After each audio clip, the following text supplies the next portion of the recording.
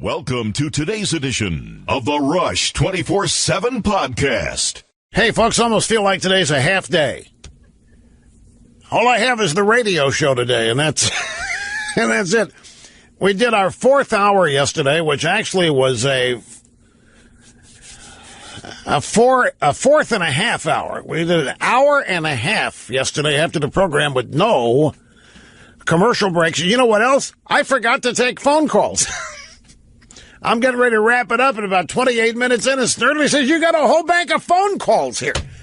And I said, oh, geez, one of the reasons I did this was to get phone calls in, and I got so wrapped up in the content that I even forgot. And then the last call where a guy was kind of snarky. I don't even remember about what. But he was, not that he had held on for a long time. He was snarky about something else. Anyway, it was a lot of fun yesterday, and the substance or the content of that additional hour and a half will eventually end up on the free side at rushlimbaugh.com. But thanks to all of you subscribers that tuned in. Our telephone number, as always, is 800-282-2882. The email address, lrushbo@eivnet.us. Some of the things discussed yesterday on the fourth and a half hour will be revitalized or not revitalized, but revived today because there are now things to add to, such as the status of the Republican Party. I spent a lot of time yesterday afternoon on the fourth hour describing what I think was going on with the Republican Party. And today we have a story from the New Republic that is the exact opposite of my take. And that take in the New Republic is that the Republican Party is getting stronger every day. They're not happy about it at the New Republic, but that all of this that's happening is actually making the party stronger in terms of winning elections, not in terms of advancing an agenda. Don't misunderstand. The Republican Party's agenda is stalled pretty much, but in terms of winning elections versus the Democrats, it is the theory and the fear of the writer at the New Republic, and it's getting stronger and better, and that the Democrats remain in a heap big doo-doo. So we'll have the addition of that coming up. There are also a couple things from yesterday that went over so well that I'm going to have to revive those today as well. Those are cultural stories that not related to anything specific. Well, some of it is related to specifics in the news today. But as always, we start with Las Vegas. Here we are more than 3 days later. We still have no motive for the Las Vegas shooter, even after talking to his girlfriend, who, by the way, is an Australian citizen who was apparently married to 2 Americans at one time and who appears to have used 2 different social security numbers and numerous aliases. She also seems to have lived in numerous places at the same time. And I don't know if anybody's ever asked about her legal status in this country. I don't know if she has a green card. I don't know if she is a full-fledged citizen. She's a native of the Philippines. It always goes back to the Philippines. Seems like everything circles back to the Philippines. She's a native. She has Australian citizenship and an Australian passport. But I don't know what her circumstances are in this country. I don't know if she has a green card or some special visa to allow her to live in the country all these years. Now we're being told that Paddock, the shooter, gave her somewhere between $100,000 and $126,000 to buy a house in the Philippines. And we haven't heard anybody raise the question about the house. Could it have been part of Paddock's escape plan? Did he hope to hide out in the Philippines after doing this? We're being told that he had an escape plan, which puts the kibosh on the suicide by cop theories. We also said that there was a picture of the suite in which he stayed. It looked like there might have been a note. People thinking it might have been a suicide note. It wasn't that. And the law enforcement officials in Las Vegas are increasingly saying that it could not have done this alone. That he had to have some help somewhere along the way, which means, if true, that there's somebody else who knew what was going on. there are now other people who are claiming there was a second shooter. We're going to have a grassy knoll aspect of this. There was a second shooter. Somebody is convinced there had to be a second shooter. We also know that the shooter or somebody else tried to blow up the jet fuel tanks across the street at McCarran International Airport. Now, this guy was supposedly highly educated, a scientist, very knowledgeable, wealthy and all that, but didn't know you couldn't blow up jet fuel tanks by firing into them. They are protected again. And jet fuel does not, it's kerosene. And there are steps that are taken for just this kind of attempt that they don't totally prevent, but they take great steps to make sure that such attempts firing bullets and so forth into the tanks would not result in an explosion. They found a couple of holes in the jet fuel tanks, and they patched them rather quickly. So the political debate now rages on, and it has reached the usual hysterical proportions as regards the politics of all of this. I saw today, doing show prep on TV, I glanced up during show prep, and somebody was saying, I was reading the closed captioning, and somebody was saying in passing, and the New York Times today has called for the repeal of Second Amendment. I said, what? I found out it's, I don't know if they did it in an editorial, but there is an op-ed piece by Bret Stephens, noted conservative columnist, who moved over to the New York Times from the Wall Street Journal. And remember, his first piece almost resulted in him being killed by New York Times readers. I forget what he did or said.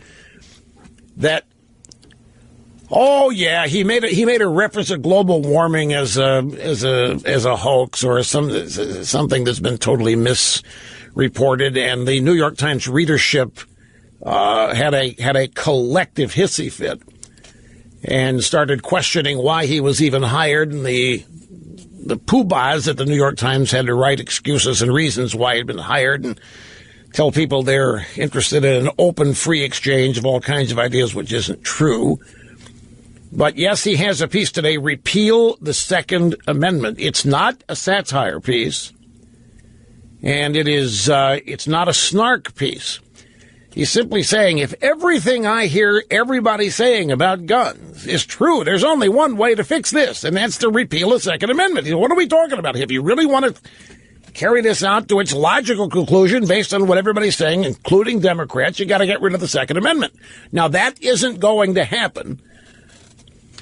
And there's some things in here that are in conflict with some information that we have passed on earlier this week. For instance, the opening of the column.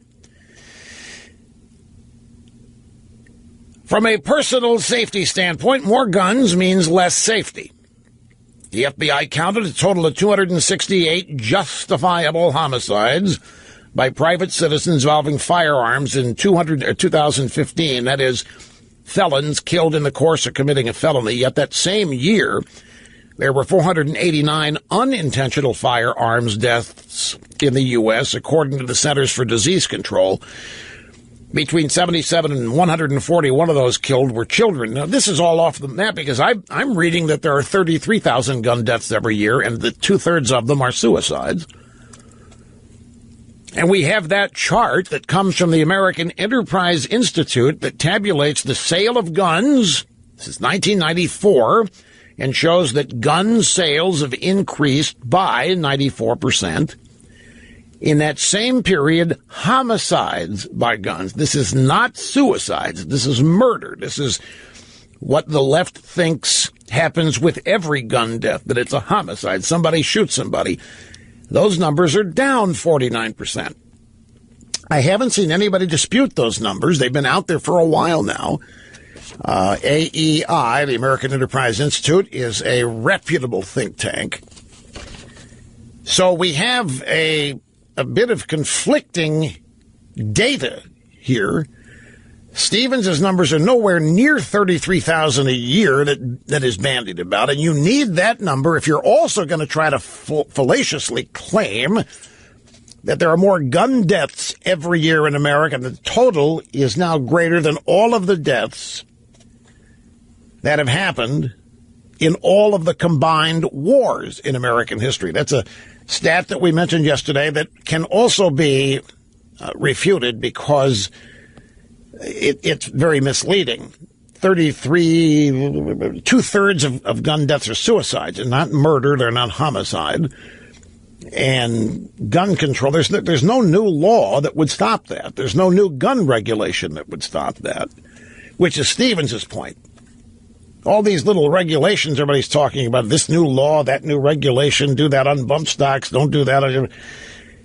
He says it's nothing. You're not accomplishing anything except making people think you care. If you're really serious about this, get rid of the Second Amendment. I think his point is that nobody's really serious about it. And the point he's trying to make is, look, I'm listening to these people, and the only thing that they could possibly really mean as I listen to them is get rid of the Second Amendment. But I don't think he thinks anybody's going to ever do that. Although he thinks it's possible. He thinks it would be possible to get rid of the Second Amendment using gay marriage as an analogy. Nobody ever thought gay marriage would become the law of the land, and it did. Likewise, nobody ever thinks we get rid of the Second Amendment, but we could, since we legalized gay marriage. That's his thinking on this.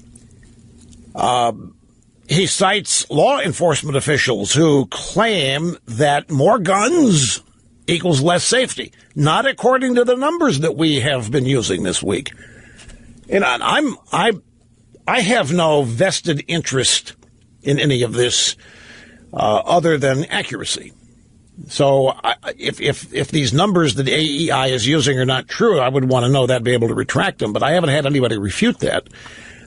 And in fact, it makes logical common sense. And what people try to say is the common sense is that more guns, the more violence. The more guns, the more danger. The more guns, the less safety. Well, that's what you might logically think, but it may not be the case. When talking about homicides, homicides does not encompass every crime or activity involving the use of a gun, such as suicides, such as accidental firings, such as unintentional firings.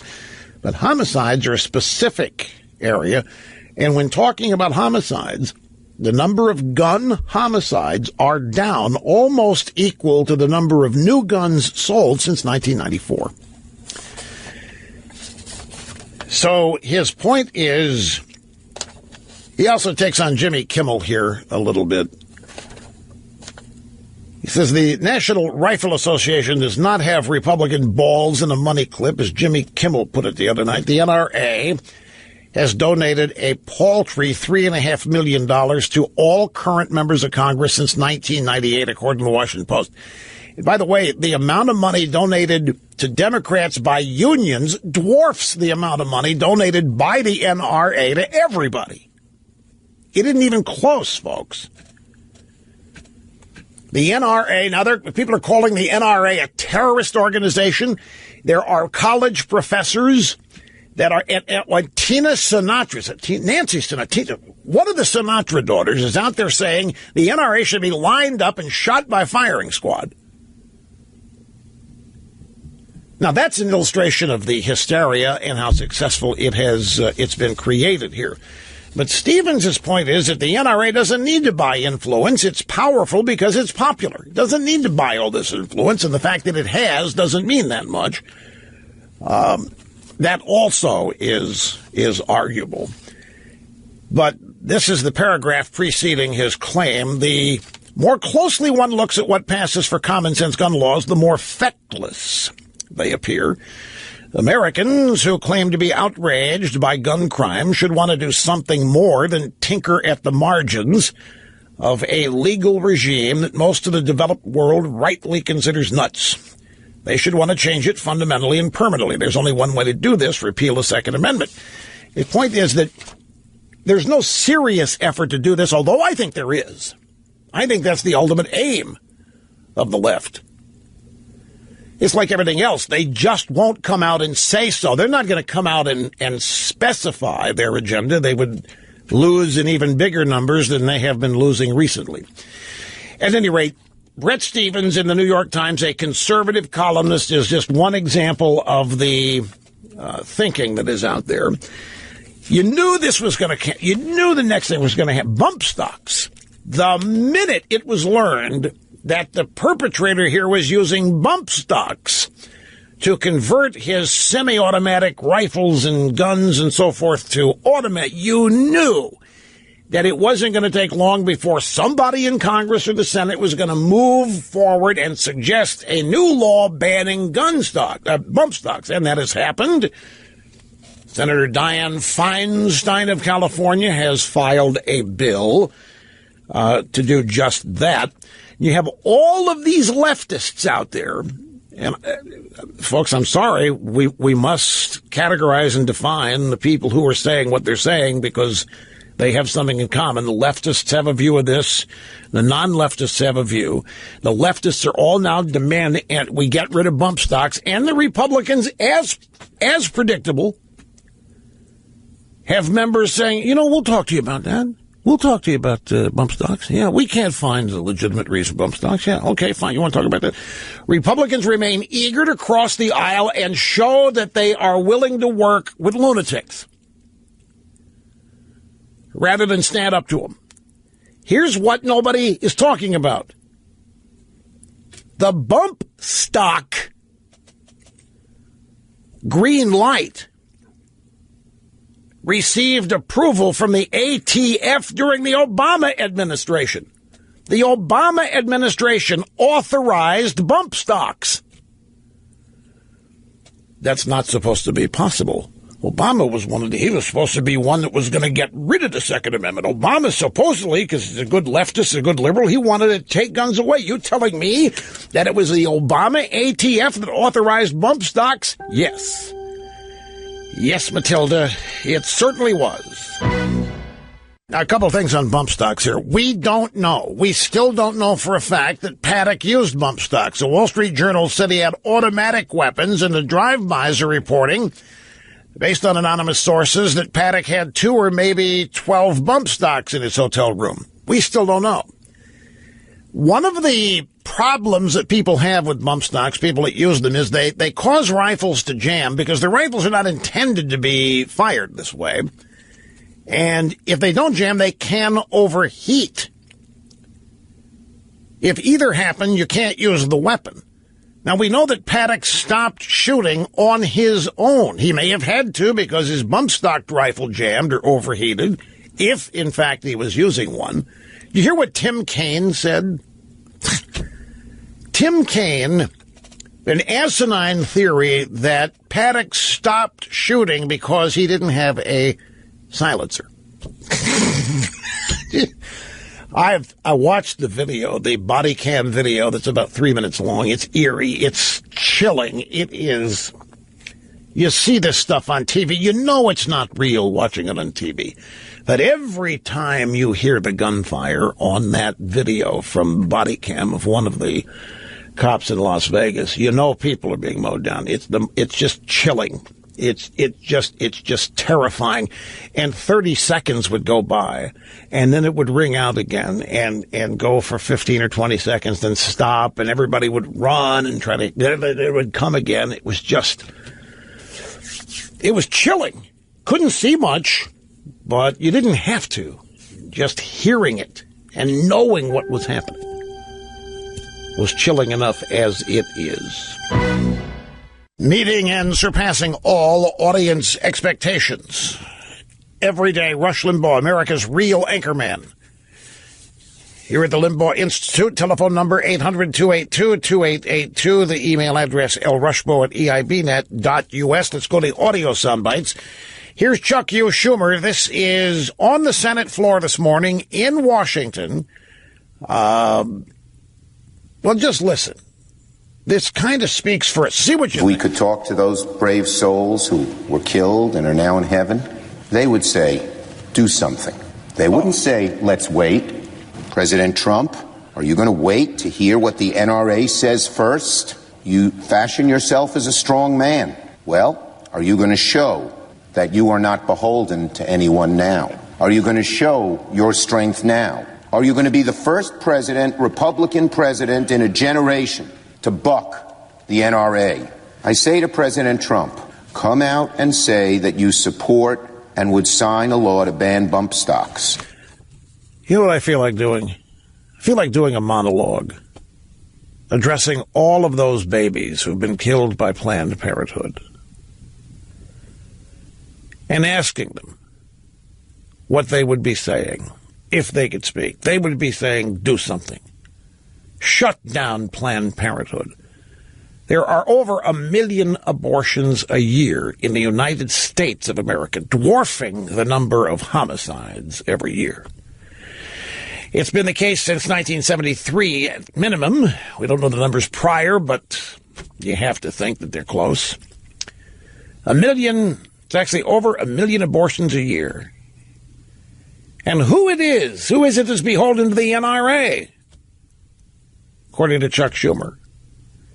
Let me tell you who's beholden to Planned Parenthood. That's a Democrat Party.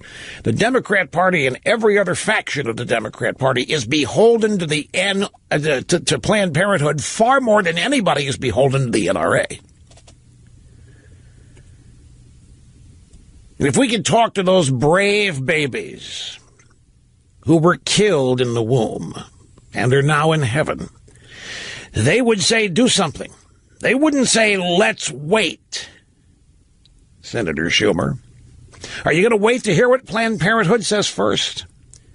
You fashion yourself as a strong man, Senator Schumer. Were you going to show that you're not beholden to anyone now, including Planned Parenthood? Are you going to show your strength now? Are you going to be the first senator on the Democrat side to buck Planned Parenthood? I say to Senator Schumer, come out and say that you support and would sign a law to ban abortions. How do you think that would fly? When Senator Schumer can venture to the floor of the Senate and start impugning the NRA, which hasn't killed anybody, which does not support the killing of anybody, which does not have locations in strip malls and other public places where you can go in and enlist the help of the NRA in killing people. They don't do that. You can't do that with the NRA. You can do that with Planned Parenthood. In fact, the Democrat Party urges people to do just that, as they have politicized abortion.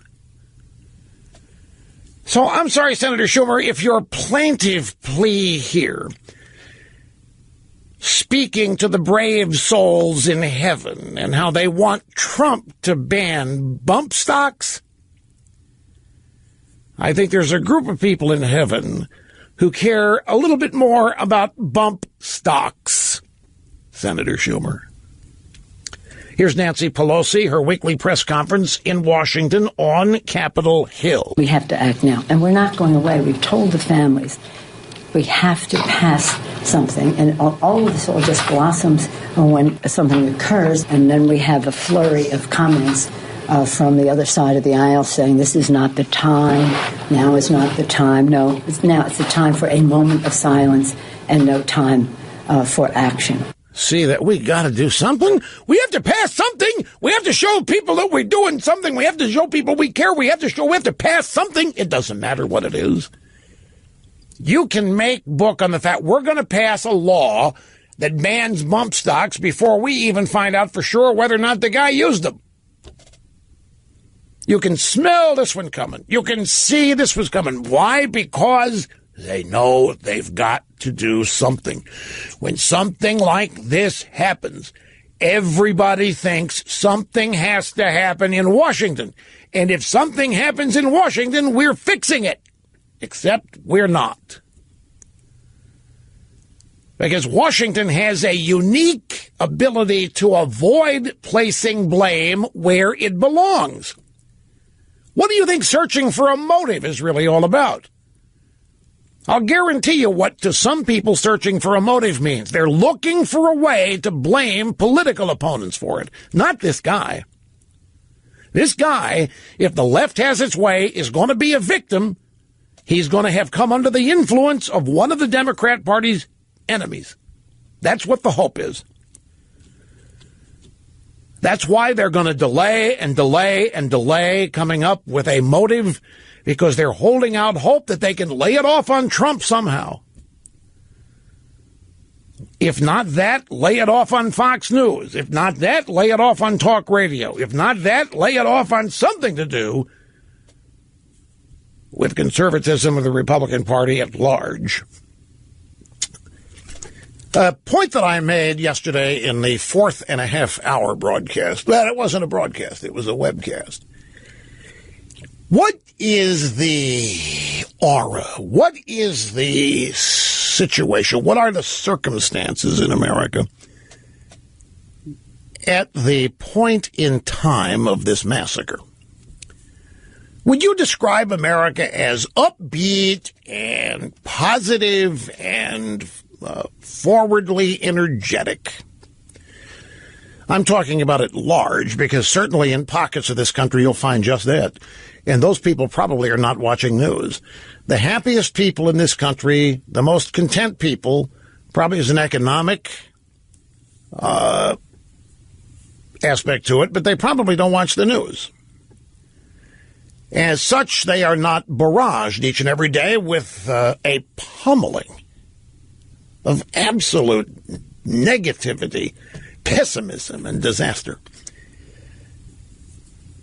But most people are pummeled with that stuff each and every day. So in what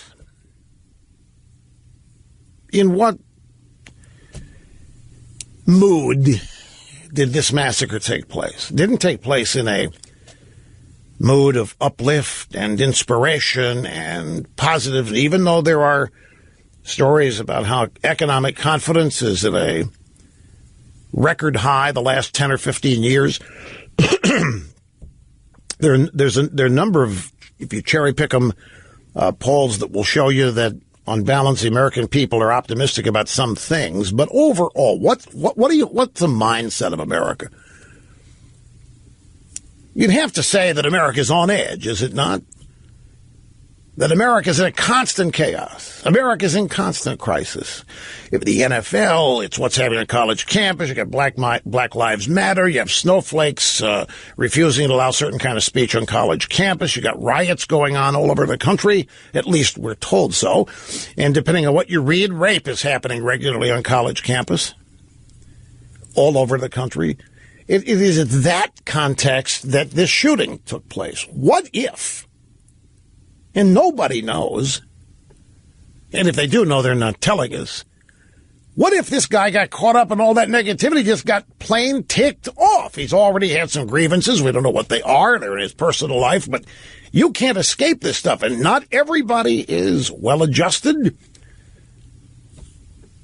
with discipline and sanity. Some people living on the edge out there. This guy, from what we have been told, has been planning this for a long, long time. So maybe the current context and mood of America is not a factor.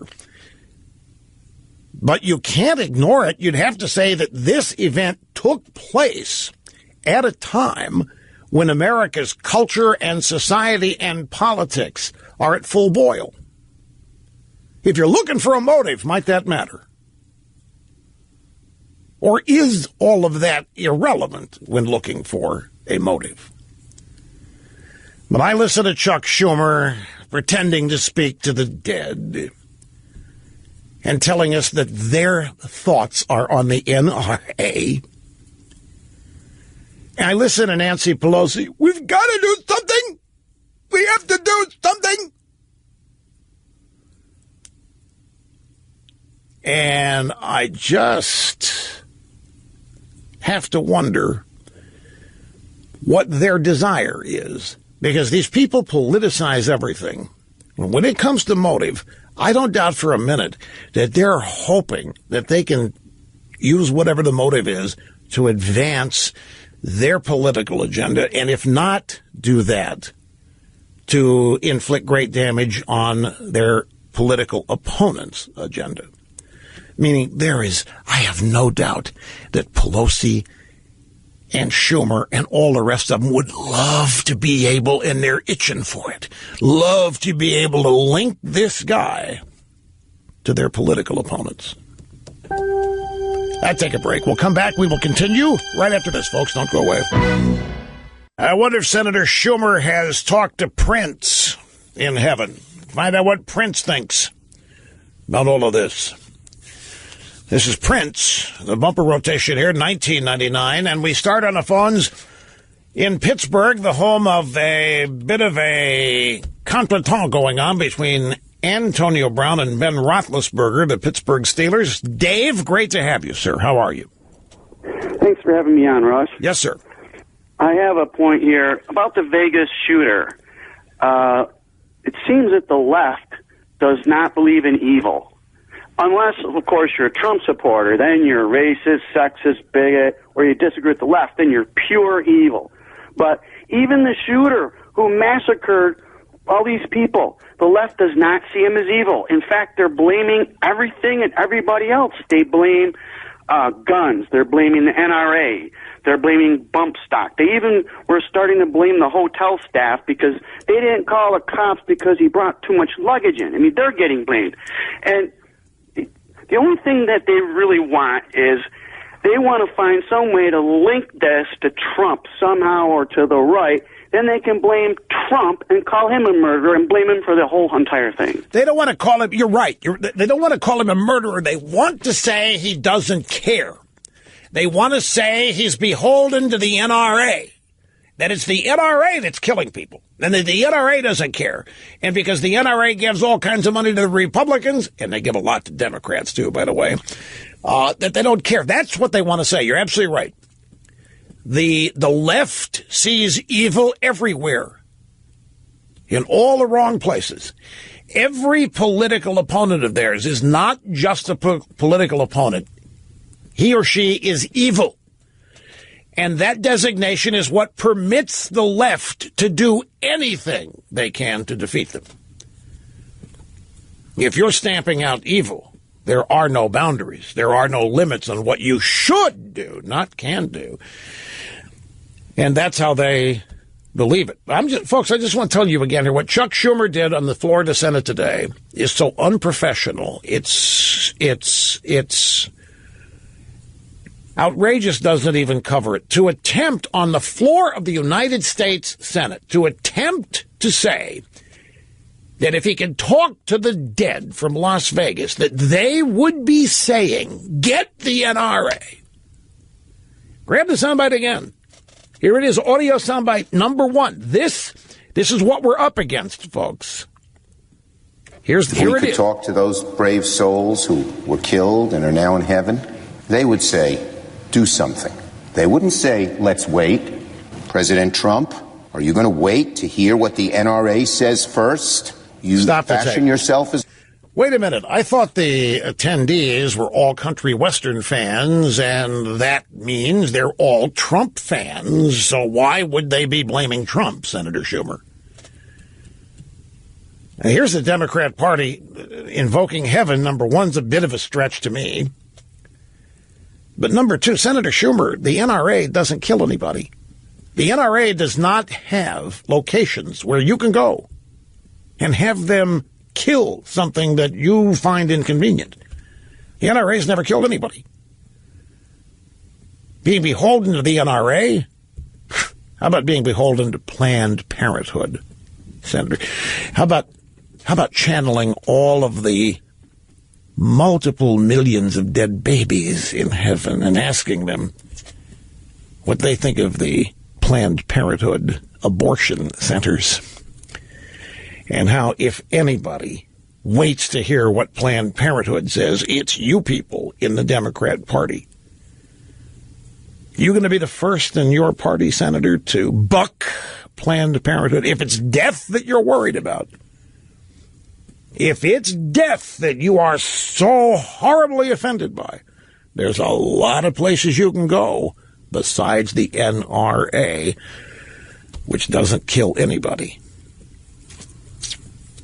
They don't even advocate for the killing of anybody under the guise of some other right.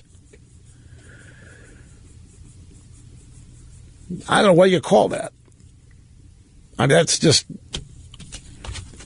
If we could talk to those brave souls who were killed and are now in heaven, they would say, do something to President Trump and do something about the NRA.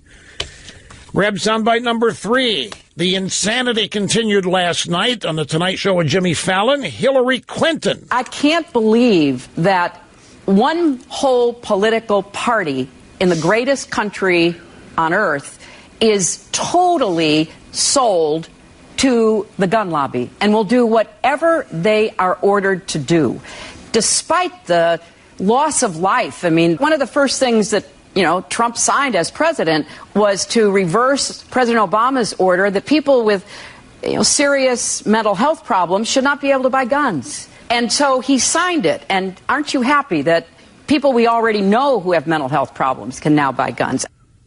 That's just simply not true.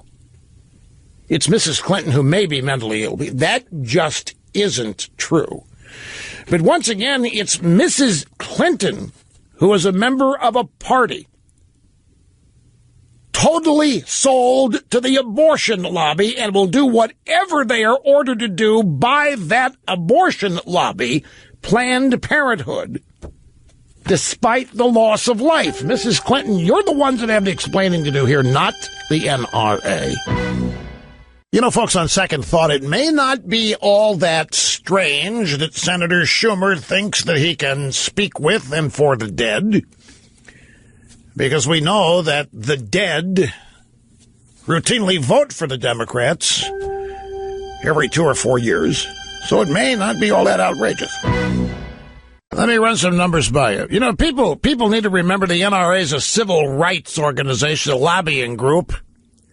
A civil rights organization trying to protect civil right, to protect and defend ourselves. It's enshrined in the Constitution. They're defending the Second Amendment. That's what the NRA is. They're not agents of murder. The NRA is not agents of death. They do not advocate either. They don't even get close to it. But let's look at the amount of money donated. The NRA donates $3.5 million to over 400 candidates every year. Well, not every year. That's since 1998. $3.5 million to over 400 candidates. But guess what? Planned Parenthood gave candidates over $38 million just last year alone. That's more than 10 times as much as the NRA donates in just 1 year. And where does the Planned Parenthood gang, where do they get that money? Some of it comes from taxpayers, for crying out loud. There is federal funding that goes to Planned Parenthood, or has been. Not to mention everybody in Hollywood's required to donate to them. Not to mention every other leftist group is required to prop up Planned Parenthood. $38 million to candidates alone last year. The NRA, $3.5 million to 400 candidates since 1998. I mean, it isn't even close. And Planned Parenthood does advocate for what they do. And they do have centers where they attempt to persuade women to come in and let Planned Parenthood do what they do in there. Now, here goes Mrs. Clinton and Chuck U. Schumer and the rest of the drive-by me, the Democrat Party weighing in, going nuts on the NRA. Greetings and welcome back. Great to have you. Rush Limbaugh here behind the golden EIB microphone. Telephone number 800-282-2882. So yesterday afternoon I get home and I take my usual break from all this. It's a long day yesterday. I had the radio show, then an hour-and-a-half post show on the internet for subscribers. We call the fourth hour. After that, I had to do multiple takes on a client video. So it was a long day. I got home and I said, you know what? I'm going to take a respite from all this. So I did what I normally do. I started reading some tech stuff. But, you can't avoid this stuff on the tech blogs. There's a bunch of little blooming leftists there, too. And the same way with the sports drive-bys. You can't escape this stuff. No matter where you go, you cannot avoid being pummeled and beat upside the head with liberalism wherever you go. So I wanted to see what happened today in the NFL. What's going on with that controversy? You know what I found out? The sports drive-bys were livid. The sports writers and the television and radio people in sports media were outraged at the quarterback for the Carolina Panthers, Cam Newton. They were outraged. It was almost like they were college students and they just found out that a conservative was coming to speak on campus. They were frothing at the mouth. You could see the spit'em. You could see gunk coming out of their noses as they wrote the stuff. They were livid over what Cam Newton did. They were demanding that Cam Newton be made to pay for this, that this is unacceptable. Not in America 2017, and not in the NFL 2017. Some of them even said, you know, Colin Kaepernick could play just as well on this team. It's time maybe to think that Cam Newton's been around too long. They were livid. They were unable to contain their rage. It didn't matter where I went. The NBC site, the Sports Illustrated site, Sporting News site, you name it, they were outraged. I'm thinking, what the hell did this guy do? Did he go back to the IHOP and have they got outraged when he went to some IHOP to have dinner after a game? Well, remember that? It wasn't the IHOP, but it was some restaurant like IHOP, the International House of Pancakes, which is where, by the way, a lot of international diplomacy takes place. That's why they call it the International House of Pancakes. Anyway, in the Waffle House. Remember, after a great game, he went to the Waffle House, and the the Carolina Panther media was mocking him. I mean, here's this big guy, superstar in the NFL. Why isn't he buying cases of Cristal champagne and pouring it over to cheerleaders' heads? What's he doing at the Waffle House? Remember that? He said, I happen to like it. He took his family to Waffle House after a Sunday game. They made fun of that. They were angrier than even when that happened. So what did he do? What caused this rage? Grab audio soundbite number 18. This is at Bank of America Stadium in Charlotte, North Carolina. Cam Newton held his weekly press conference. Wednesday is the big practice day of the week for the NFL. It's the first day back to work.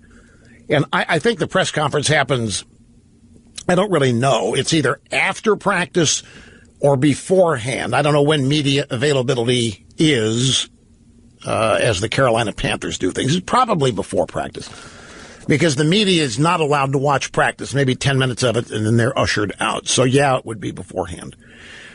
A female reporter for the Charlotte Gazette, the correspondent Jordan Rodriguez, like league. If there was a Z on it, it'd be Rodriguez.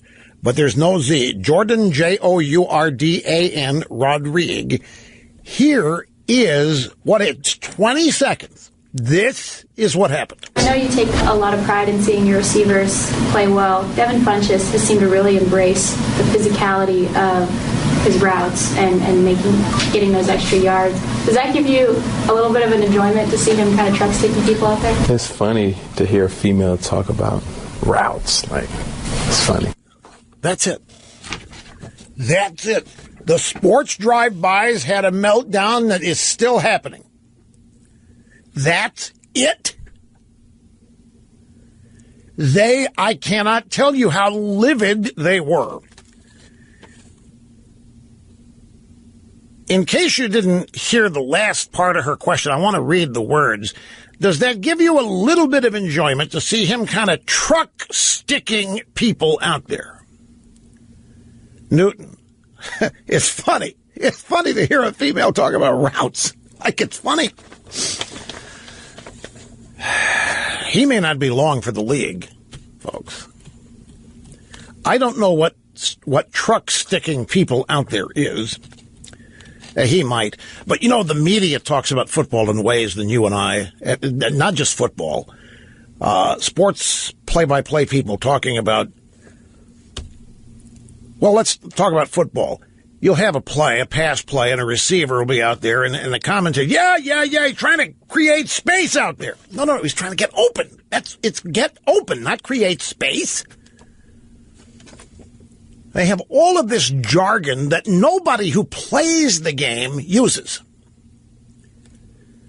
But all of these sports drive-bys think they have to be unique and have their signature calls, like for a home run or a touchdown or what have you. And some of it is really ridiculous.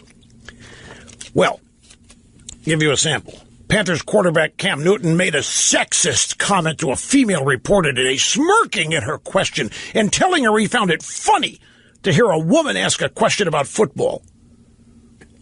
Newton was smirking while Rodriguez asked the question. He made a totally inappropriate comment before answering.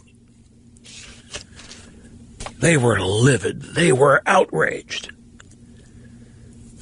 And then the outrage continued because at the end of the day, Newton ran into the female reporter and didn't apologize. So he compounded the offense. Grab audio soundbite number 19. This is Good Morning America Today. Fill-in co-host Amy Robach spoke with correspondent Paula Ferris about Cam Newton belittling a female reporter during a press conference. Robach said, "You used to cover sports. Do you have any similar stories to this one?" I covered sports for a decade and absolutely loved it. Unfortunately, you hear this every now and then. I was told women don't belong in sports or you won't make it unless you show your goods. Those were spoken to me. It's an unfortunate sentiment, but it's not the majority sentiment, which is respect from your colleagues, from the teams, from the owners, and from the players. I was told women don't belong in sports. You won't make it unless you show your goods. Hey, you know, this works both ways. The players are in there sometimes nude, and women are making comments. Look, all of this is a one-way street. And once again, women are portrayed as helpless, powerless victims of these predator, brute, insensitive, mocking guys. Michael Strahan on Good Morning America Today, defensive end for the New York Giants, was talking about Cam Newton belittling the female reporter, and here's what he said. The way that Cam said it was in a way that, well, how would you know you've never played the game? Well, I got to say, 90% of the reporters have never played the game either, the male reporters. So I think we players, I know as myself, I looked at it as someone who's trying to do their job, who may understand parts of the game and sit in a different way that I do. So, Strahan's going to come down on the side of the reporters because he thinks he is one now. But he's trying to take some of the weight off Cam in this comment.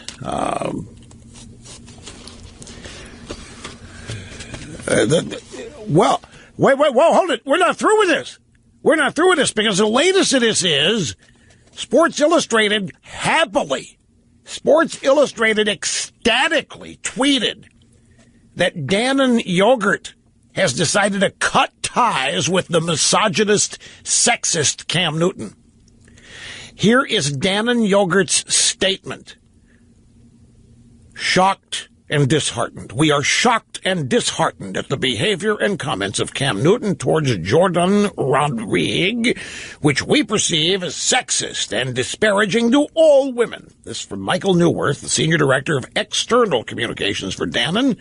He said that in an email to USA Today Sports.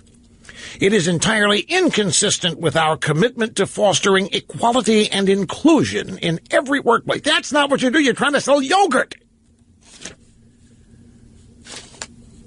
It is simply not okay to belittle anyone based on gender. We have shared our concerns with Cam and will no longer work with him. Well, there you have it. See, this is another one of these situations where everybody is assuming that everybody is as outraged as these people are at Cam Newton. Mr. Snerdley, are you outraged at Cam Newton? You're outraged at the outrage. No, it's not a minor thing. He belittled a woman reporter. He belittled a woman simply trying to make her way in the world. She is trying to cover sports. She loves sports. She tried to ask an informed question, one that would impress somebody playing the game. She wanted an answer to what she thought was a legitimate question, and he is laughing at her because of the way she asked the question. And everybody in America is outraged and livid and probably thinks that Colin Kaepernick should be hired to replace Cam Newton. Now, hang on a minute. This still isn't over. Ladies and gentlemen, it never is when you have me talking about it. Neither Rodrigue nor any of her colleagues in the local media followed up on that comment from Newton when he was saying, it's funny to hear a female talking about routes. Nobody followed up on that. Rodrigue later took to Twitter to address the matter. The NFL weighed in and said they thought it was reprehensible and horrible and unacceptable for Cam Newton to do this. The NFL came down on a side against a player. Now, if Cam Newton, he hasn't been the one to do it. If Cam Newton wanted to take a knee and disrespect the flag, that'd be fine. And he'd be out there defending it. He's got every right to do it. But this, they don't have his back. Well, that I don't think they have to use reprehensible, but similar language. The NFL made it clear they don't approve. They think it's outrageous. They think it's a bunch of other stuff, and they don't have his back on this. Rodrigue said, I don't think it's funny to be a female and talk about routes. I think it's my job. I spoke with him after, and it was worse. I chose not to share because I have an actual job to do today, and one he will not keep me from. The NFL's words were, Cam Newton's comments are just plain wrong and disrespectful to the exceptional female reporters and journalists who cover our league, said NFL spokesman Brian McCarthy. They do not reflect the thinking of the league. And then the sports drive-by guy, there's nothing funny about it. The comments are indefensible and inexplicable. It's a good for the NFL to call Cam out for a comment that turns the clock back to the days of Archie Bunker. And that's how the sports drive-by see it. Cam Newton became Archie Bunker yesterday when answering that question. But we're still not through with this, ladies and gentlemen. Be right back after this. Okay, so Cam Newton gets a question from a reporter. Grab it again. It's audio soundbite number 19, I believe. Let me just make sure of that. It is. No, it's number 18. Play audio soundbite number 18 again. Here we go. 3, 2, 1. You take a lot of pride in seeing your receivers play well. Devin Funchess has seemed to really embrace the physicality of his routes and getting those extra yards. Does that give you a little bit of an enjoyment to see him kind of truck sticking people out there? It's funny to hear a female talk about routes. Like, it's funny. Now, all hell has broken loose. Dan and Yogurt has severed ties with Cam Newton. The sports drive-bys support it. They eagerly and happily ecstatic that Dannon has broken ties with an African-American quarterback, which is what's happened here. Cam Newton's African-American. The league's abandoning. The league said it's terribly wrong and so forth and so on. But it was just yesterday that we shared with you an audio soundbite from Michelle Maybelle Obama, in which she said, at the State of the Union address, when you're in the room, what you can see is this real dichotomy. It's a feeling of color almost. On one side of the room is literally gray and white.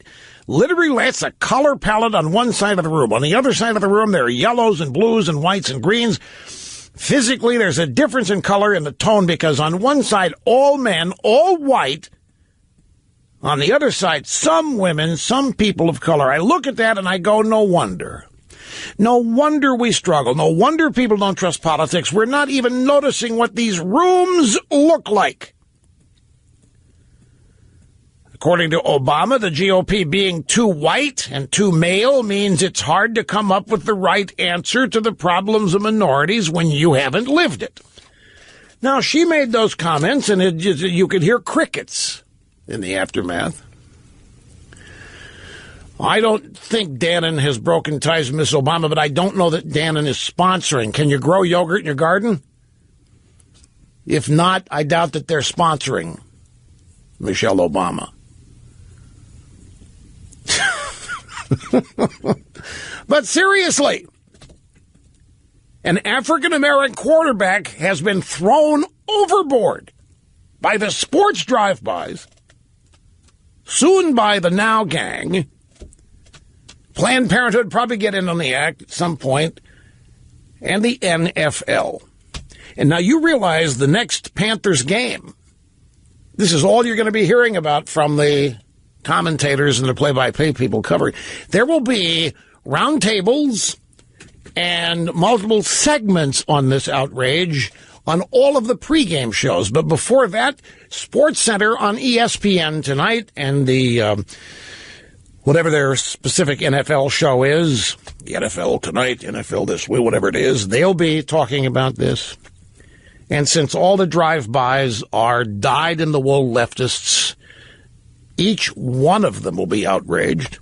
Each one of them will have their own unique take on the misogyny here and on the sexism and how this is setting the country back years, not to mention the NFL, to sign how much we still have to do, how much progress we still haven't made, how locked in the dark ages we still are. So I think those of you in the African American community, you need to see what's happened here. When it was Hillary versus Obama, your Democrat Party threw Hillary overboard. In this case, the sports media and the liberal commentariat is throwing the African American male overboard.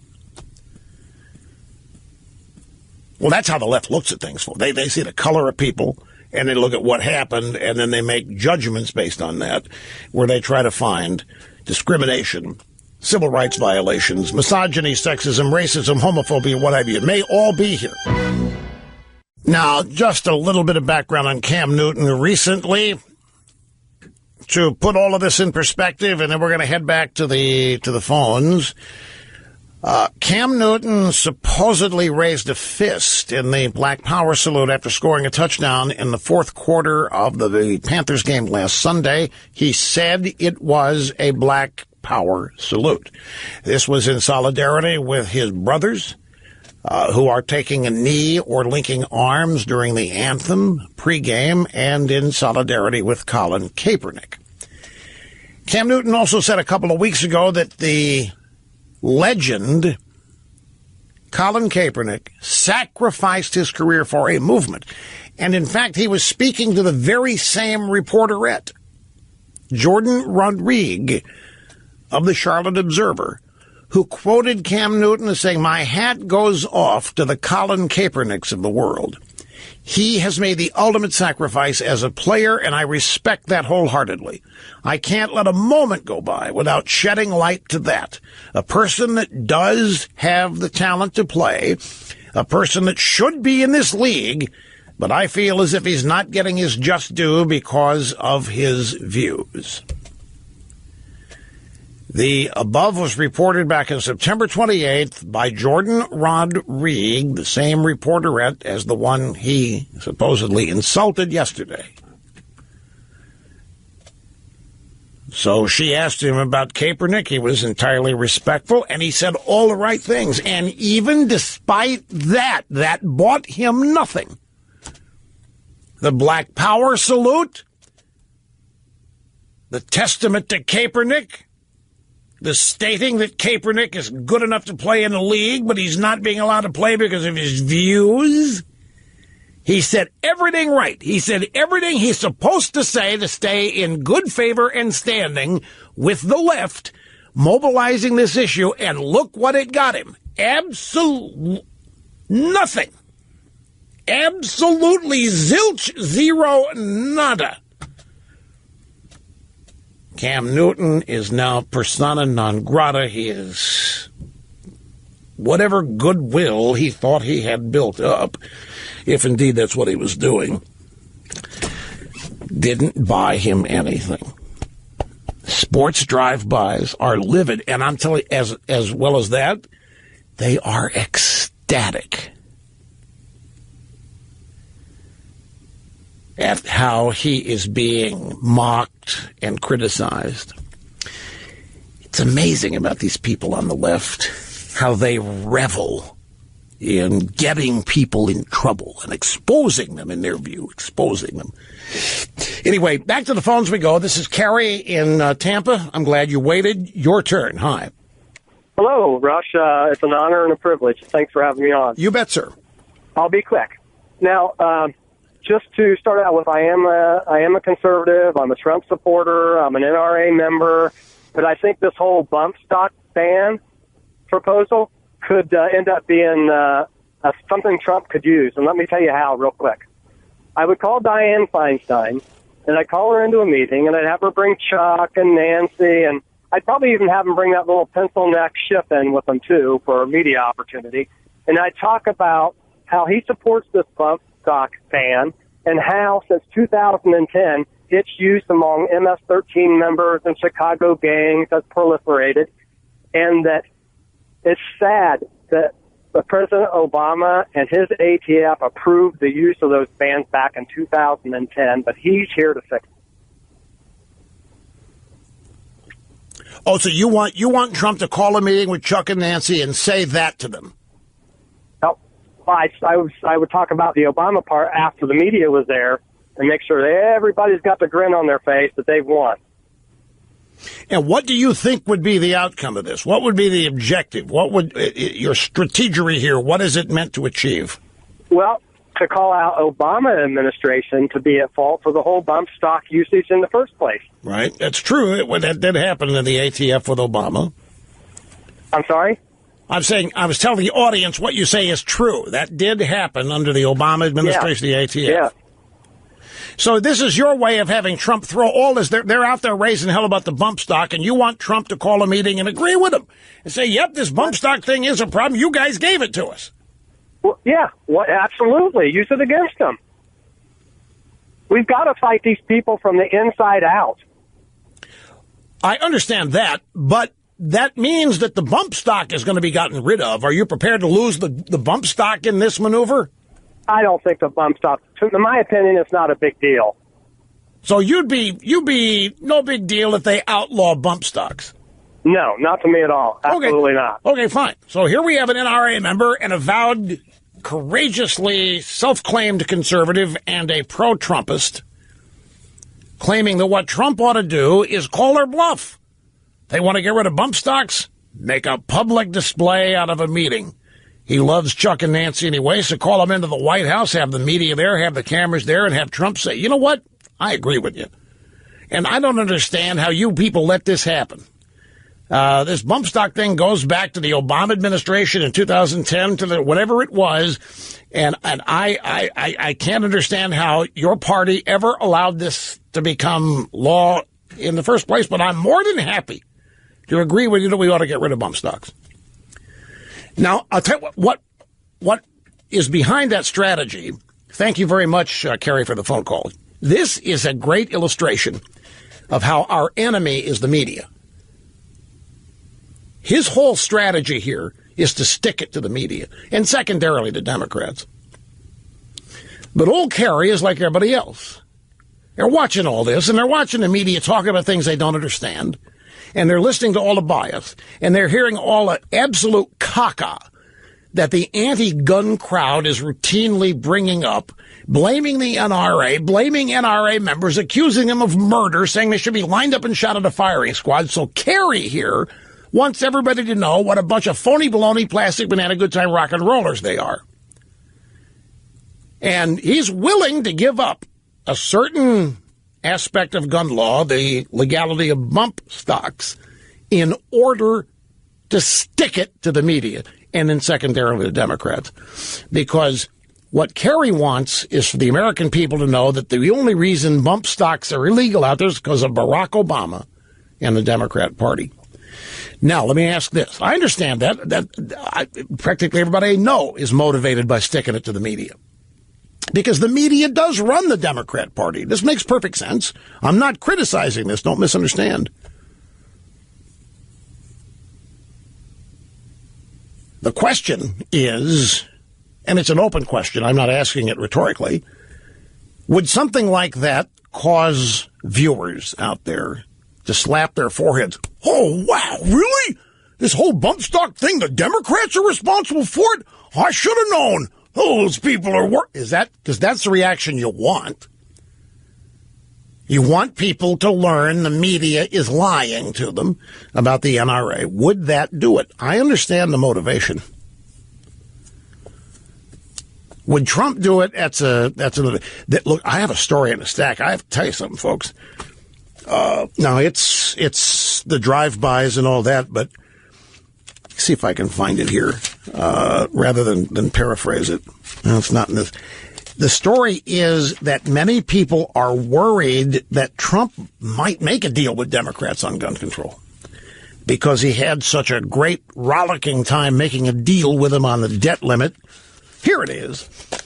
It's from thehill.com. Democrats see Trump as potential ally on gun reform.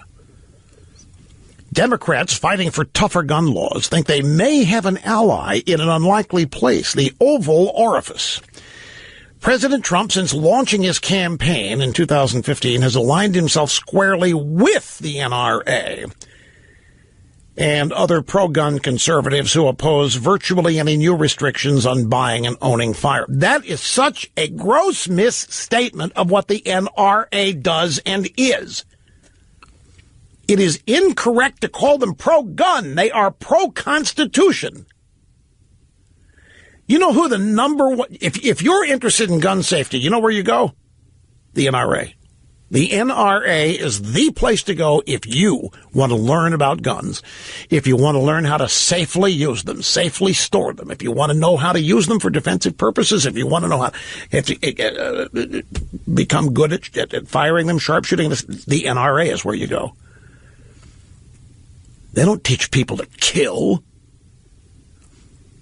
They're not out urging people to buy guns every damn day. They're a human rights organization. Civil rights, human rights, Amendment 2, Constitution. Anyway, in previous years, it says here, Trump had supported reforms aimed at preventing dangerous people from getting their hands on guns, reforms similar to those being pushed now by Democrats following the Las Vegas massacre. And on Tuesday, the president left the door open for firearms reform, saying, we'll be talking about gun laws as time goes by. I don't want to talk about it now. And then it says Trump's histoire has not been overlooked by Democrats who are already encouraged by a pair of recent agreements on government spending and immigration. The first finalized, the second tentative, between the president and Chuck and Nancy. Hoping to build on that bipartisan cooperation, a group of almost 100 House Democrats sent a letter to Trump yesterday, urging him to join their effort to combat the gun violence plague that was highlighted so tragically Sunday in Las Vegas. Because after all, don't you know, my friends, the Democrats have been all about bipartisan cooperation with Trump from day one. Ha! So this is a very presumptuous article from the drive-by left, believing that they can possibly trick Trump into joining them. They think they can, because they think they've tricked Trump into joining them on a couple of things within the past month. Now, Steve Bannon said if Trump does a 180 on the NRA or on guns, then it'll be over. What he means by that is that would definitely be something that would cause Trump supporters to abandon him or get really mad or what. I think Bannon's right about that. Trump has been so appreciative and so loyal to the NRA that I just don't see that. I think these people are whistling Dixie. Oh, what a great insult to these leftists, whistling Dixie. But they clearly think they got a chance at it. They clearly think they have a way to get Trump to side with them on this issue. Mr. Snerdley, have I ever told this audience the efforts made? When I was going to address the NRA in it was the early 90s.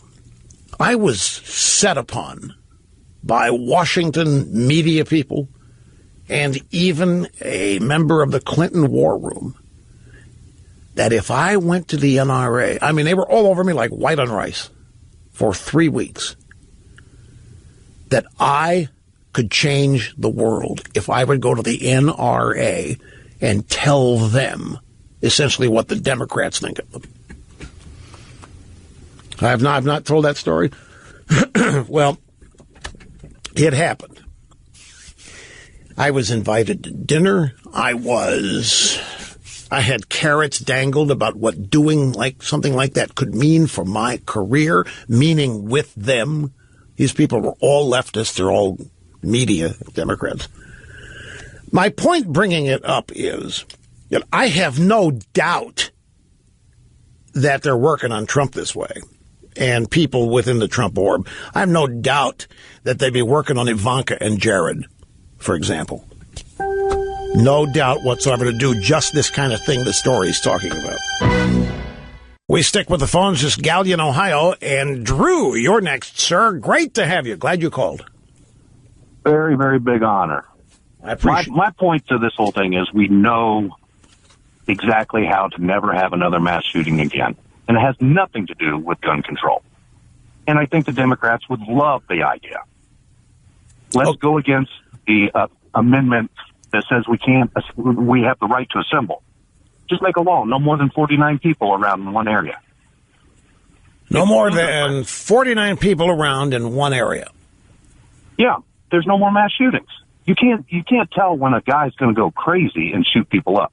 But you can see when there's 49 people up in one area. Well, now, how did you arrive at the number 49? That's the biggest mass shooting we've had in America. We'd never surpass it. So, don't misunderstand here, but you think as long as we're going to have mass shootings, that no gun law can prevent from happening? That if we lose 49 here or there, that's better than losing 55? It's just the whole fact that it's ludicrous to think that any gun law, it's all about the Constitution. They want to change the Constitution. Well, now, wait a minute. I haven't hang on here just a second now. Drew, I have an op-ed piece in the New York Times here from Brett Stevens, a conservative who went over there from the Wall Street Journal, repealed the Second Amendment. He says the only way, if we're really serious, all these people saying what they're saying, that we need new gun laws to stop this and stop that, the only really way we can do it is to ban the Second Amendment, repeal it. Let me ask you this. If we repealed the Second Amendment, could this guy have still done what he did? Absolutely. Yeah, I think so, too. Absolutely. And do it at least for me. I mean, get rid of the right to assembly. It would stop me having to go to football games, family reunions. It'd be awesome.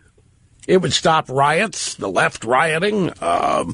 Exactly. Protests on college campus. Just get rid of the freedom. As long as we're talking about ending the Constitution or eliminating constitutional rights, let's do the one that makes the most sense, something we can do.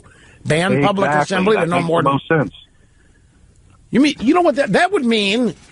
You couldn't even have a football game because a football team is 53 players. 2 football teams, 106. And then you add the coaching staff. We'd have to... Baseball, same thing. Soccer. Oh. Soccer. Fini. Yeah. Okay. Put that in your hat and smoke it out there, folks. I'll take it. Thank you, Drew. We'll be back here in just a second. I'm a little bummed out today, folks. I've been trying to hide it from you, and I know I can. You wouldn't know if I weren't mentioning it, but one of my favorite TV shows have been canceled. Major Crimes on TNT. This is going to be its last season, season 6. It's their highest-rated show in that genre, crime drama. It's also funny as hell.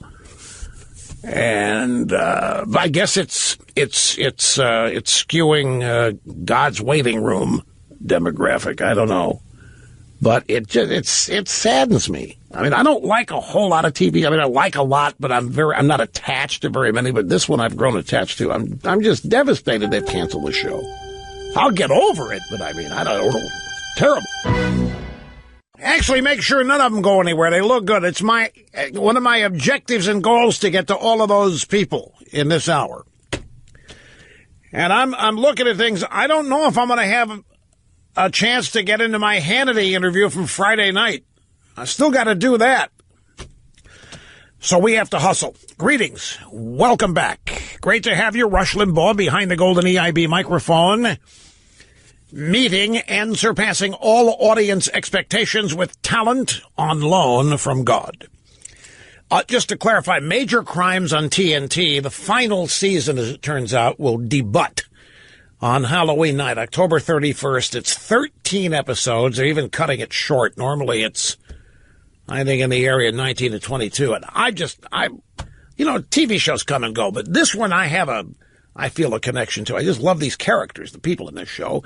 And it's their highest rated crime drama. I can't believe they're canceling it, but they are.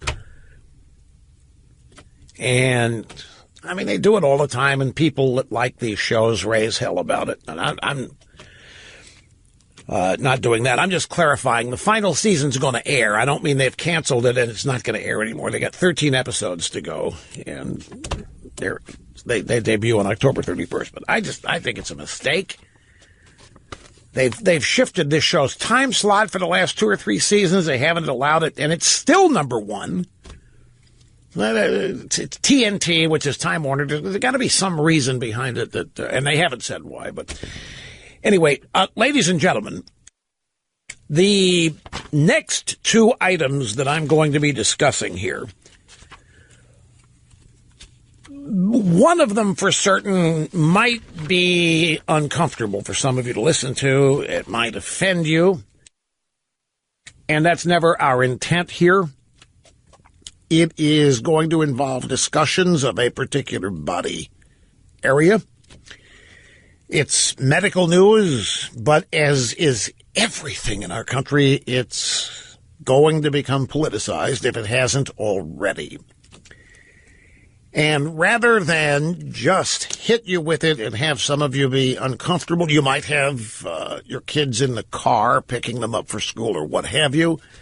And I just want to give you fair warning that it's coming up. And if you'd rather not listen, then you turn the radio off. Don't go to another channel. There's nothing else out there worth listening to. Don't go to another channel. Just turn the radio off. Now, I don't know for how long. I mean, it may be 10 minutes. There are 2 particular things here that they're somewhat related, not by me. The proponents in both these stories have linked these 2 things, which is why I'm linking them in this discussion. So what I always do in a circumstance like this, I count down, giving you ample time to turn off your radio or turn down the volume. As I say, don't tune to another station.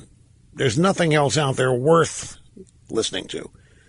So I'm going to count down from 5. And then if you stay and you are made uncomfortable or you are offended, it's on you because you have been warned. There's no trickonology being used here. There's no trickery. And if after you don't turn the radio off and you hear and you become offended, if you call to complain, it will fall on deaf ears because you have been warned. So here we go. 5, 4, 3, 2, 1. If you are still here, you are listening at your own risk. Here is the headline. It's a story that runs on PJ Media, written by Megan Fox. But Megan Fox is actually bouncing off of a story that ran in the Los Angeles Times. And the Los Angeles Times story says that anal cancer is the next big crisis for the gay community. Now, I want to be clear. This is a story in the L.A. Times. Remember back with Barack the Magic Negro, our white comedian Paul Shankly created maybe one of the best all-time parodies with Al Sharpton singing the song, and everybody thought that we were calling Obama the Magic Negro, and we weren't. There was a column in the L.A. Times written by a black columnist who referred to Obama that way, and we constantly referenced that. But even so, people blamed me for creating the whole. I'd never heard of the term until that column. Well, likewise, this is a story that runs in the L.A. Times that Megan Fox of PJ Media is commenting on.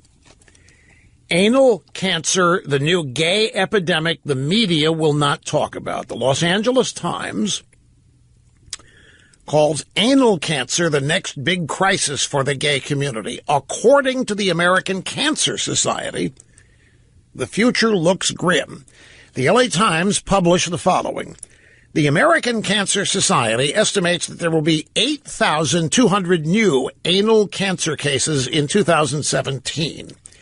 In the absence of national screening recommendations, more than 50% of these individuals will be diagnosed at stage 3 or 4 when 5-year survival is less than 40%. This creates a major public health concern. The focal point of the story is that people who know this are not covering it. They're not reporting it for the obvious reasons. Now, you remember back in the 80s, some of you may not because you were too young or not maybe even born yet, but when the AIDS epidemic broke out, it was immediately politicized and blamed on Ronald Reagan, who was the president at the time. And the people politicizing it claimed that AIDS spread because Reagan didn't care about it and because Reagan didn't talk about it. And since Reagan didn't talk about it, there was no public consciousness raised about it. And since Reagan didn't talk about it, it was kept under the radar, and people who needed to know of the dangers of HIV didn't know because Reagan didn't talk about it. And the reason Reagan didn't talk about it is because Reagan didn't like homosexuals. That was the narrative. That was the story. And it lasted for years. 60 Minutes even did a piece with Paul Michael Glazer, who was in Starsky and Hutch, and his wife Elizabeth, who had contracted AIDS in a blood transfusion. And there was a profile on these two, and they had a meeting with President Reagan, and they were imploring him to care. They were imploring him to do something about it. They were imploring him to speak about it. So the narrative clearly was that AIDS was spreading because a Republican president didn't talk about it. And the reason the Republican president didn't talk about it is because he didn't care. So now here we are, some 40, 30, whatever it is, years later, 25, 30 years later, and the L.A. Times has a story, anal cancer, the new gay epidemic the media won't talk about. The media is not talking about it now, and that's the focal point of the L.A. Times story, despite abundant warnings from the American Cancer Society. The study shows that anal cancer comes from the sexually transmitted virus HPV.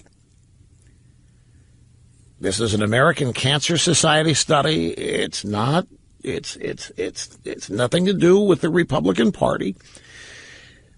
The study shows anal cancer comes from the sexually transmitted virus HPV. What it doesn't mention, what the study doesn't mention, is why the gay community is so susceptible to contracting HPV. And the L.A. Times doesn't either.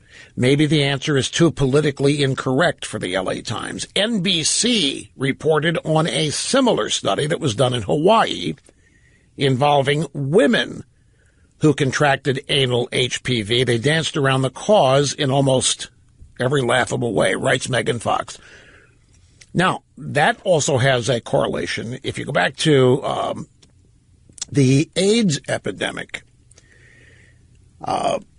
Remember, one of the attempts to politicize AIDS was and there were all kinds of medical officials, doctors and other clinicians and people doing studies. Do you remember, Mr. Snerdley? They were predicting that AIDS was going to really spread in the heterosexual community. The political requirement back then was to do whatever it took to obscure the fact that AIDS was primarily affecting homosexuals. That we couldn't have that. So there were all of these predictions, and the media rapidly took them up and spread them. The problem is it never happened. All of those predictions never happened. AIDS and HIV did not spread by virtue of sexual activity. It did spread to some degree in the heterosexual community from dirty needles among drug users and blood transfusions that were tainted before anybody had a test for it. But heterosexual sexual activity was never, ever able to be blamed, though the effort was made. That's this story, NBC reporting a similar study that was done in Hawaii involving women who contracted anal HPV. So what's going on there? It's another similar way that they're trying to what's the word? Deflect the story. An NBC story said this: it's not clear exactly how the women contracted anal HPV. Those who did develop infections are more likely to be young and white with lower levels of education and income and a history of multiple sexual partners, the study showed. Women who engaged in anal sex were also at higher risk, though transmission could have occurred in other non-sexual ways. The findings are important because anal HPV infection is strongly linked with anal cancer. That is all NBC had to say about it. NBC's report focused on, hey, women are getting it too, and nobody knows clearly why, but look who they are. They're white, they're not very educated, and they're promiscuous. Non-sexual ways. What were the non-sexual ways women were coming down with anal cancer? The article does not elaborate. The LA Times article doesn't elaborate, but the LA Times article goes out of its way to deny the very findings discovered. To wit, the Hawaii study showed a greater risk of HPV infection, which leads to anal cancer, in women who recently had anal sex, though the association wasn't as high as researchers expected. Non-penetrative sex and use of fingers and sex toys also may have contributed to the transmission of HPV, or the virus could have been shed from cervical secretions, the report said. It's also possible that responses to our questions regarding anal sex were less than candid, the authors of the survey wrote.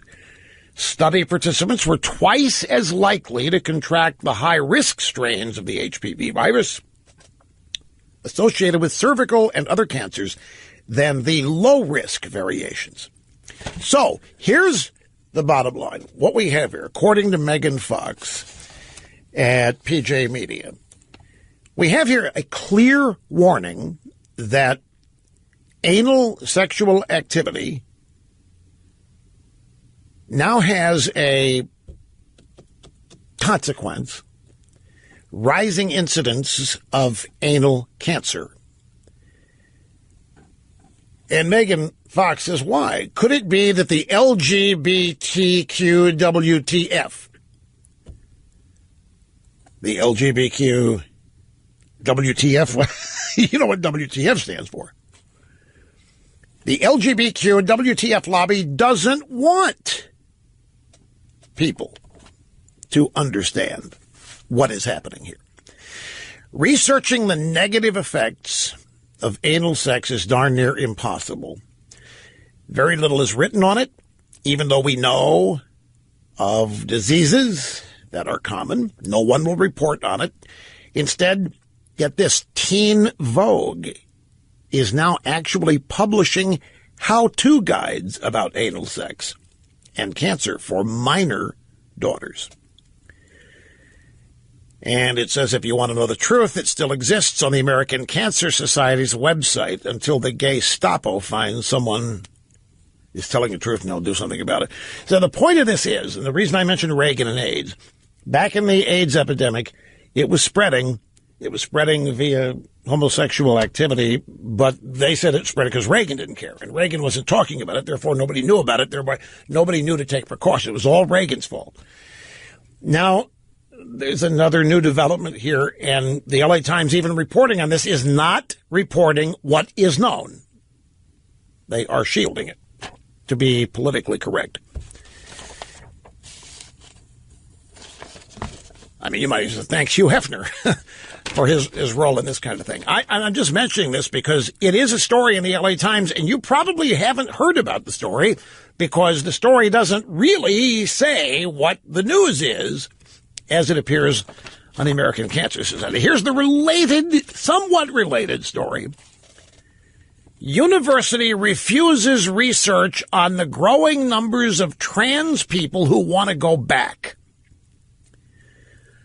Many transgendered people expressed that they were convinced, or all expressed they were convinced by trans activists that transition was the answer, and now they live with the negative consequence of that decision. This story is about people who thought they learned that they were another gender, men who thought they were women and vice versa, and they were cajoled and encouraged and persuaded. Well, then do something about it. Go get the surgery. Have the sex reassignment surgery. And the story is about the vast percentage of those who did who now want to go back. And this story's been popping up all over the internet at various places as well. And I thought it would die a fast death because of what it's about. It shows how robust the leftist agenda is on campus. The story is about how people are trying to prevent those people from going back. Because if they did, it'd be a bad sign for the politics of this. So, we'll take a break. You who've had your radios turned off can turn them back on now. Although I'm still going to fill in some blanks on this second story. Back right after this. Holy smokes here. The New York Times has done it. They just ran the story detailing 8 different instances of sexual harassment by Harvey Weinstein. The media, the movie mogul, Miramax and Weinstein Company. And one of the women was Ashley Judd, the extreme left-wing, kind of nutty actress. She was the woman. We played the audio soundbite shortly after Trump was elected. I am a nasty woman. Mike, see if you can find that in the archives. I'm a nasty woman. She was talking about, she was part of that, the vagina hat brigade that went nuts when Trump was elected. 8 different cases that have been settled of sexual harassment. I've seen the allusions to this story that Weinstein was lawyering up. Now, Harvey Weinstein is a prototype liberal. I mean, he checks every box. He is pro-choice, pro-Planned Parenthood, loves Bill Clinton. This kind of makes sense there. Big donor. Doesn't matter who the Democrat is. Barack Obama, Hillary Clinton, but he is tight with the Clintons. I mean, really tight. And I haven't read the whole story. I don't know if there's anything to do with Clintons in the story. I'm just telling you that they were tight when Clinton was in the White House. And even, when the official portraits of Bill and Hillary were unveiled during the George W. Bush presidency, Harvey Weinstein invited guests in the front row. So here you have the prototypical Hollywood liberal. And the New York Times is outed. He's got his enemies. This guy is, I guess, such a guy that even his liberalism doesn't protect him from other liberals who resent. This is a hell of a story. He's hired David Boies. He's hired all kinds of lawyers to try to keep the story out of the press. And Drudge just put it there as his top linked story. This is a huge deal because liberals don't do this, They're perfect. It's only thugs on the right that do this kind of stuff. Well, we have a little update here on the Cam Newton story. It's actually an update on the Jordan Rodriguez aspect, the reporterette of the Cam Newton story. As I rub my hands together in a little schadenfreude from the NBC Sports Talk ProFootball.com website, headline, Jordan Rodriguez apologizes for offensive tweets. I said, whoa, what? What? I thought Cam Newton was the perp here. I thought she asked a legitimate football question, and he laughed and said it was funny listening to a female talk about routes. The Sports Drive-By had a conniption fit, and they demanded that Newton apologize, and he hasn't apologized. They called him misogynist or racist or sexist. I mean, the NFL, the whole sports community started dumping on Cam Newton. But now there's a new wrinkle. Panthers quarterback Cam Newton still hasn't apologized to the reporter he addressed with a sexist comment on Wednesday. But now the reporter has apologized. Charlotte Observer reporter Jordan Rodriguez posted an apology on Twitter after 3 tweets that she posted years ago were discovered by Black Sports Online. In 2 of the tweets, Jordan Rodriguez referenced laughing at racist jokes. And in the 3rd tweet, she used the N-word.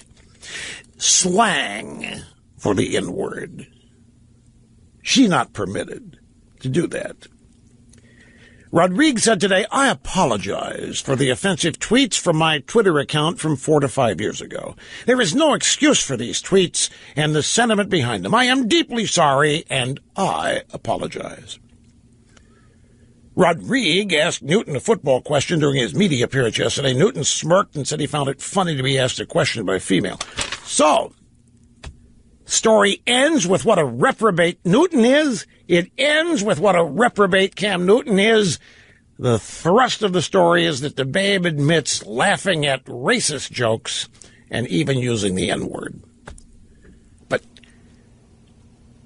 But Cam Newton remains a bad guy. Dannon Yogurt canceled its advertising marketing representation deal with Cam. They said, this does not represent our values. This is not who we are, and we no longer want to be associated with Cam Newton. Are you asking if Dannon has canceled its advertising in the Charlotte Observer? I don't know that Dannon advertises in the Charlotte. Well, that story got in the way of my completing the details on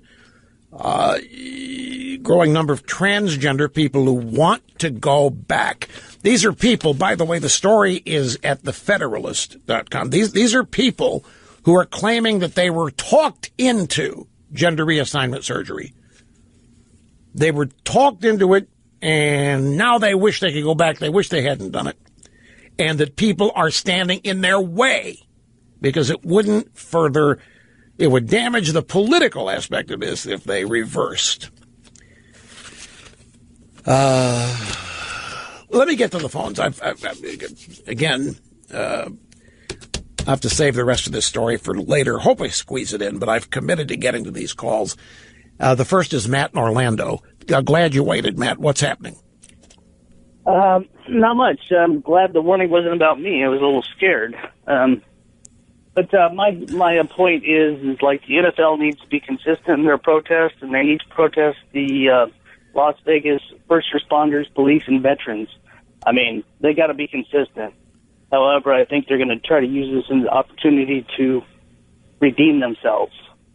I myself have stopped watching football, buying NFL gear, and I'm contacting sponsors of the NFL saying I'm terminating services, like with USAA and Verizon. So what is it about the NFL being consistent and the first responders? What do you say the NFL should do? No, they're protesting the police, so they need to protest the police consistently. You're saying the players, by taking a knee, are protesting police brutality and all that mistreatment of African Americans. That's what Kaepernick was saying, and they're in unison with Kaepernick. And so now in Las Vegas, the police and the first responders went to the danger, and you think the players should continue to protest them for that reason? No, I mean, they need to be consistent. I mean, if they hate the police, they hate the police, you know? Oh, I get it. So if the police as structured are bad, then whatever the police did in Las Vegas has got to be something they did wrong. Maybe they didn't try to find certain numbers of people. The people are looking for ways to expose the fraud that they are seeing in the media, and the fraud, because the media is now trying to say these players are not protesting the flag. They're not protesting America. This isn't about the police, which, of course, that's all it is about. Because they're all expressing solidarity with Kaepernick, and that's all he was doing. But it's become something more. Now it is a protest against the NFL. Whether these guys doing this know that's what the impact is or not, they're actually causing damage to their business. They're causing damage to the people that own the NFL and pay them. They're inflicting damage by what they're doing. They may think they are giving a what for to the cops or what have you, but the ultimate impact of this is the harm that it is causing the NFL. I'm glad you called out there, Matt. We'll be right back, folks, with much more. Here is Ashley Judd. This goes back to January 21st. This is Inauguration Day. And I want to set Ashley Judd is the first name mentioned in the New York Times story about 8 different women sexually harassed by Harvey Weinstein, who I guess has now apologized and taken a leave of absence. Here, just to since I mentioned that she calls a nasty woman, this is it. I am a nasty woman. I didn't know devils could be resurrected, but I feel Hitler in these streets. A mustache traded for a toupee. Nazis renamed the cabinet. I am not as nasty as your own daughter being your favorite sex symbol. Like your wet dreams infused with your own genes. But yeah, I'm a nasty woman. A loud, vulgar, proud woman. So that's she describes Weinstein was staying at the Peninsula Beverly Hills, and she got a meeting. It was a long time ago. She's a budding young actress, and she's going to get to meet Harvey Weinstein. And she says she gets up there, and he's in a bathrobe, and asks if he can either give her a massage or if she wants to watch him take a shower. And she said, it's Harvey Weinstein. I can't insult him, but I got to find the fastest way out of there. So this is a woman who claims she was sexually harassed. And Weinstein is a prototypical liberal, and you'll find pictures of him and Hillary Clinton and Bill Clinton all over the place. This is just not supposed to happen. It's supposed to be a sensitive liberal guy who would never look at women this way, treat them this way. And this story has been brewing. He's lawyered up, trying to keep the story out of the press. It's New York Times, and I think Vanity Fair has a version of it that's going to run through. This is going to shock and rock the movie world. By the way, Ashley Judd, if any of you watched the miniseries Berlin Station on Epix, Season 1, Season 2 is coming up. I have seen the first 2 episodes. A powerful, influential member of the media, Ashley Judd, has a starring role in Season 2. And I have to go. But we'll be back. Don't go away. Okay, folks, I promise we will review my appearance on Sean Hannity II. Friday night, we'll go to the sound bites. Tomorrow, we'll review them.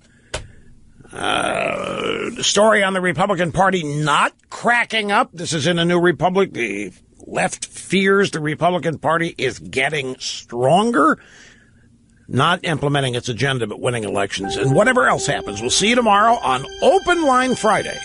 Thank you.